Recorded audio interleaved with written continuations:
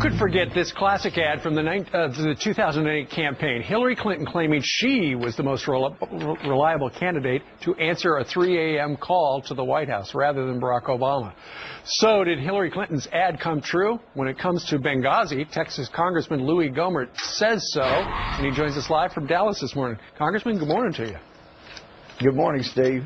There was no 3 a.m. phone call. The president did, however, have a phone call at 5 o'clock in the afternoon. Well, he got a briefing at 5 o'clock in the afternoon about what was going on. And then as Secretary Panetta said, there was no other contact, not with the president. Now, Dennis McDonough, his chief of staff, said, oh, he was briefed all during the night. Well, how was he briefed? It was made very clear in testimony there were no phone calls either way. We had people out there dying, and people that he committed there, that he sent there, and there were no phone calls either way. It's absolutely incredible. Steve, how many times have you told people, look, I'm going to stay up. You call me when you get there because I want to make sure you're all right. I mean, nothing like that. It's just incredible. Maybe they were using the ostrich pillow. I don't know. But something worked to allow them to sleep. Now, I do know he had a very busy campaign appearance the next day in Las Vegas. I'm sure he wanted to look good for that, for heaven's sake.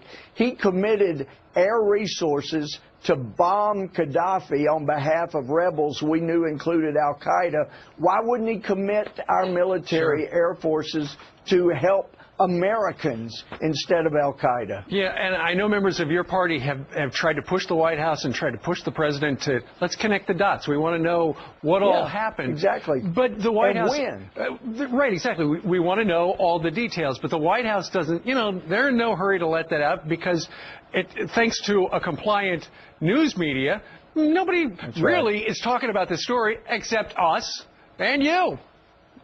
Well, and it's extraordinary because we haven't been able to interview the people that survived there, but there were sources that Fox News had back at the time that said, look, we heard radio traffic saying we have dry feet over Libya. That's Air Force terms for we got a plane over Libya. Well, now we're told, well, we never had authority to come over Libya, so maybe there was a plane that came over. Why? They could have had planes there in an hour and a half, 3 of them from Croatia, and that would have been C-130s. Nothing got there for hours, 20 hours about.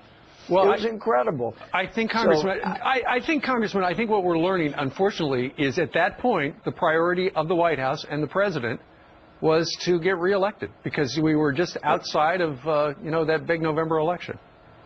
And the mainstream media was totally compliant. Don't ask the tough questions. Let's let him skate on this. But it does bring back that 3 a.m. call, except this time nobody called because he had a do not disturb, apparently.